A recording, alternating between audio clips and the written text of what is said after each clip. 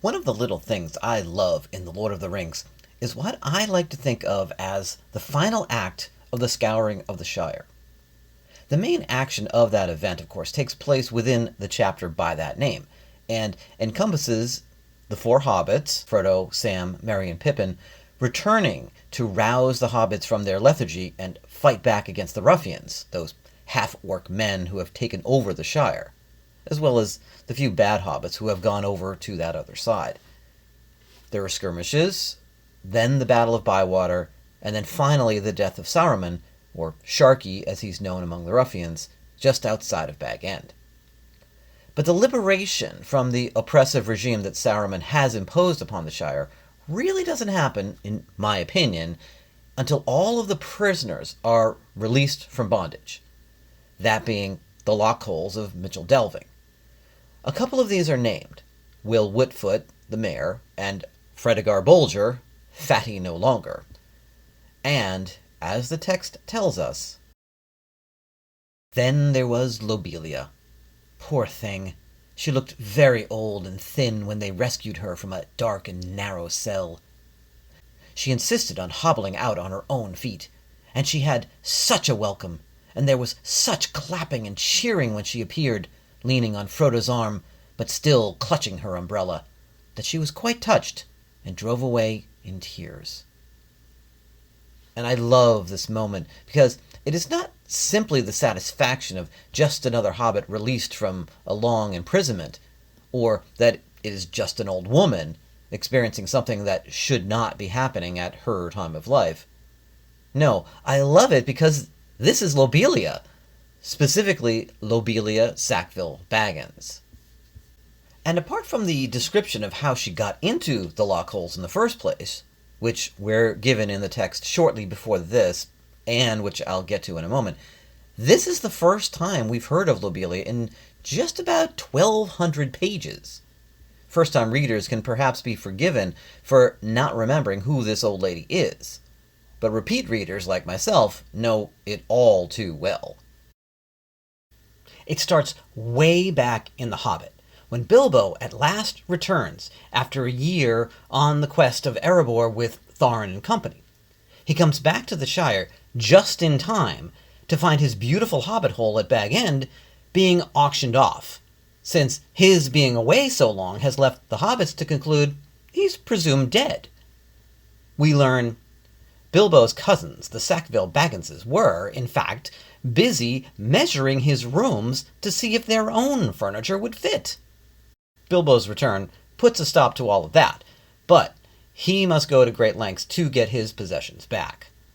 However, many of his silver spoons mysteriously disappeared and were never accounted for. Personally, he suspected the Sackville-Bagginses. On their side, they never admitted that the returned Baggins was genuine, and they were not on friendly terms with Bilbo ever after. They really had wanted to live in his nice hobbit hole so very much. 60 years pass, and things have not gotten any better. Bilbo, we are told, remained on visiting terms with his relatives, except, of course, the Sackville-Bagginses. He is so not on visiting terms with them that he resorts to the ring as a way of getting away from them. Merry tells us about this in A Conspiracy Unmasked, detailing how he, Merry, had learned of the existence of the ring. It was the Sackville-Bagginses that were his downfall, as you might expect. One day, a year before the party, I happened to be walking along the road when I saw Bilbo ahead. Suddenly, in the distance, the SBs appeared, coming towards us. Bilbo slowed down, and then, hey, presto, he vanished. I was peeping through into the road after the SBs had passed, and was looking straight at Bilbo when he suddenly reappeared. I caught a glint of gold as he put something back in his trouser pocket. Bilbo clearly doesn't love the idea of running into these people, which at this time would have been Lobelia and her husband Otho. But a year goes by, and he does at least go out of his way to invite the SBs to his 11th birthday party. The Sackville-Bagginses were not forgotten. Otho and his wife Lobelia were present. They disliked Bilbo and detested Frodo. But so magnificent was the invitation, written in golden ink, that they had felt it was impossible to refuse. The text does go on from there to note their less than charitable inclinations at showing up. Besides, their cousin Bilbo had been specializing in food for many years, and his table had a high reputation. A good meal seems worth it, dealing with those Bagginses, apparently. In addition to the beautiful invitation, Bilbo does call them out in a special way at the feast, not lumping them together with all the Grubbs, Chubbs, Boffinses, Proudfoots, etc. Also, my good Sackville-Bagginses, he says, that I welcome back at last to Bag End. That, of course, is itself a kind of dig, since the last time they were there, apparently, was 60 years ago when they were measuring the floor about to move in.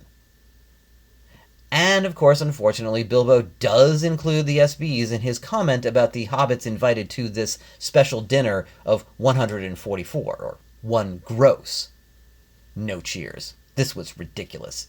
Many of the guests, and especially the Sackville-Bagginses, were insulted, feeling sure they had only been asked to fill up the required number, like goods in a package. One gross indeed. Vulgar expression. To be fair to Bilbo, of course, there's really nothing pleasant about these people. We are told things like, the Sackville-Bagginses scowled when they hear of Frodo's coming into his inheritance. And after Bilbo's sudden disappearance, we read, the Sackville-Bagginses had already departed in wrath. It's a little hard to tell what Bilbo had in mind with the fine invitation and calling them out like he does in such a nice way, but then adds the zinger about coming back to Bag End, and of course his further dig with his special gifts that he left behind, each with some message or joke for various folks. For Lobelia Sackville-Baggins, as a present, on a case of silver spoons.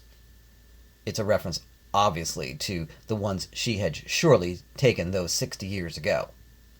Lobelia took the point at once, we learn, but she also took the spoons. Seemingly the feud was still going strong right up until Bilbo's departure, and the SBs are not ending it any time soon either.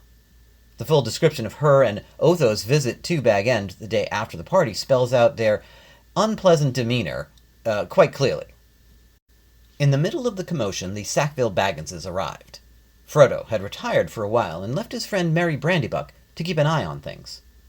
When Otho loudly demanded to see Frodo, Merry bowed politely. "He is indisposed," he said. "He is resting." "Hiding, you mean," said Lobelia. "Anyway, we want to see him, and we mean to see him. Just go and tell him so." Merry left them a long while in the hall, and they had time to discover their parting gift of spoons. It did not improve their tempers. Eventually they were shown into the study. Frodo was sitting at a table with a lot of papers in front of him. He looked indisposed, to see the Sackville-Bagginses at any rate, and he stood up, fidgeting with something in his pocket. But he spoke quite politely. The Sackville-Bagginses were rather offensive.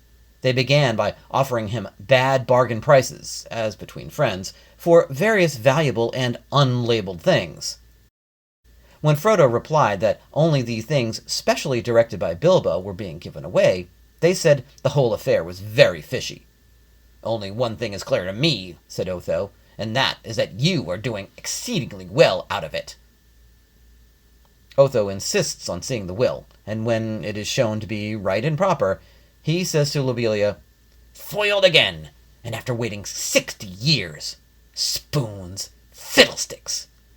He snapped his fingers under Frodo's nose and stumped off. But Lobelia was not so easily got rid of. A little later, Frodo found her still about the place, investigating nooks and corners and tapping the floors. He escorted her firmly off the premises, after he had relieved her of several small but rather valuable articles that had somehow fallen inside her umbrella. There also appears to be a rumor, started by the Sackville-Bagginses, that there is a plot between Gandalf and Frodo to get hold of Bilbo's wealth. Gandalf tells Frodo this when he arrives a bit later, also noting that he saw Lobelia driving a pony trap towards Bywater with a face that would have curdled new milk. Eventually, of course, Frodo has to leave the Shire, and when the sale of Bag End is made to the Sackville-Bagginses, we learn that Otho has died some years before, at the ripe but disappointed age of 102. On Frodo's last day, after lunch, the Sackville-Bagginses, Lobelia, and her sandy-haired son Lotho turned up, much to Frodo's annoyance.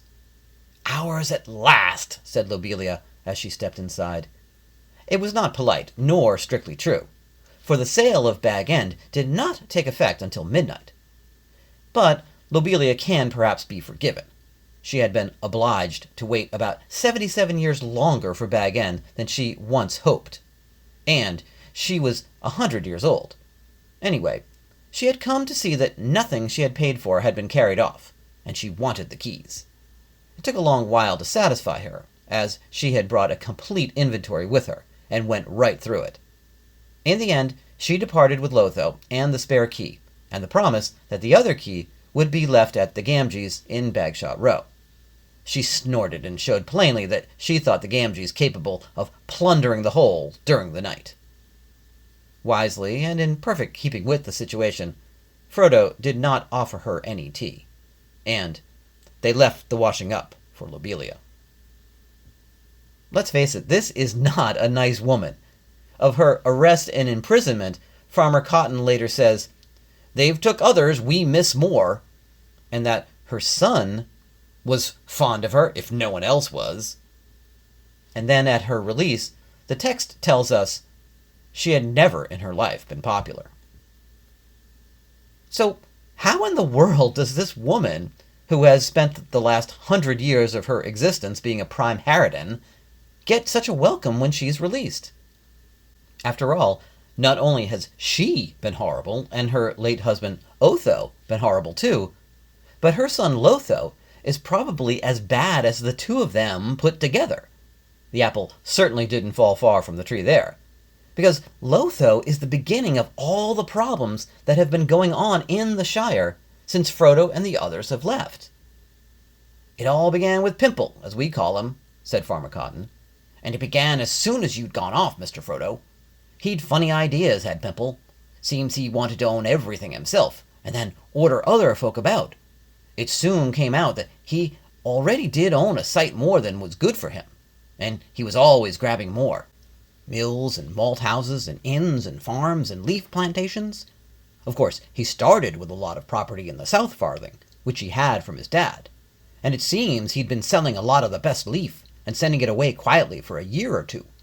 But at the end of last year, he began sending away loads of stuff, not only leaf." Lotho, of course, was selling it to Saruman down in Isengard, who had taken an interest in the Shire because of Gandalf's connection to it. Farmer Cotton continues. "Things began to get short, and winter coming on, too. Folk got angry, but he, Lotho, had his answer. A lot of men, ruffians mostly, came with great wagons, some to carry off the food south away, and others to stay. And more came, and before we knew where we were, they were planted here and there all over the Shire, and were felling trees and digging and building themselves sheds and houses just as they liked. At first, goods and damage was paid for by Pimple, but soon they began lording it around and taking what they wanted."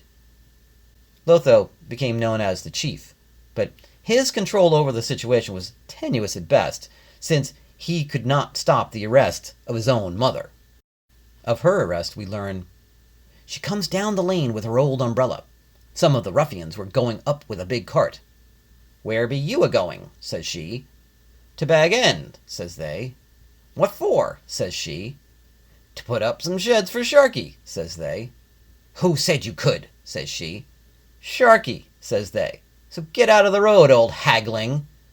'I'll give you Sharky, you dirty thieving ruffians,' says she, and ups with her umbrella and goes for the leader near twice her size.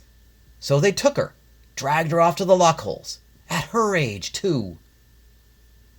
Now, it would take a harridan like Lobelia with 100 years of bad behavior under her belt, actually 101 at this point, to fight back.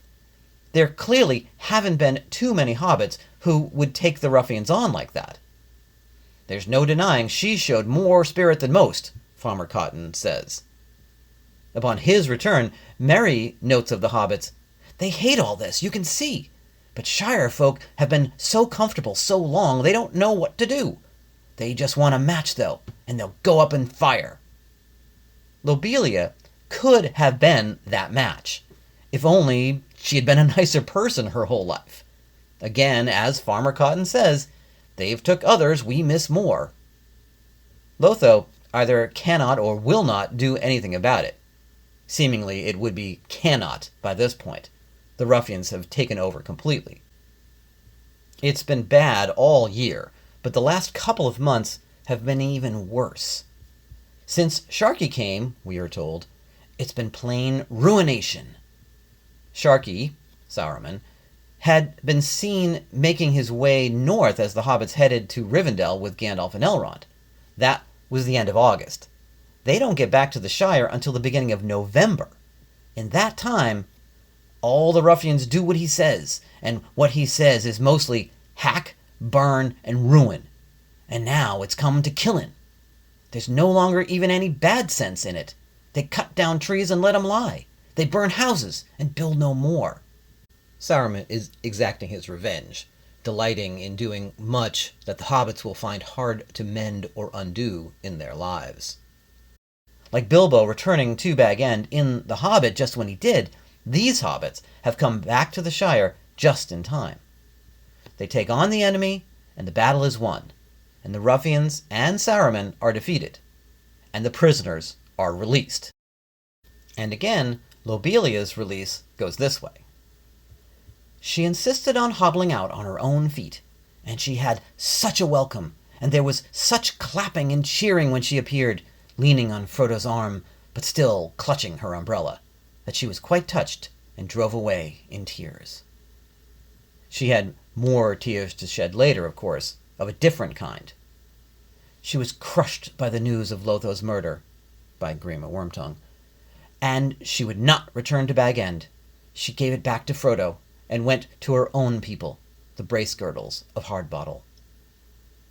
When the poor creature died the next spring, she was, after all, more than 100 years old, specifically 102, Frodo was surprised and much moved. She had left all that remained of her money, and of Lotho's, for him to use in helping hobbits made homeless by the Troubles. So that feud was ended. I would say that not simply the feud between the Bagginses and the Sackville-Bagginses was ended, but between the Sackville-Bagginses and the rest of Hobbiton, and even the whole of the Shire as well. And so, Lobelia's release from prison is one of the little things I love in The Lord of the Rings. Thank you for listening, and have a wonderful day.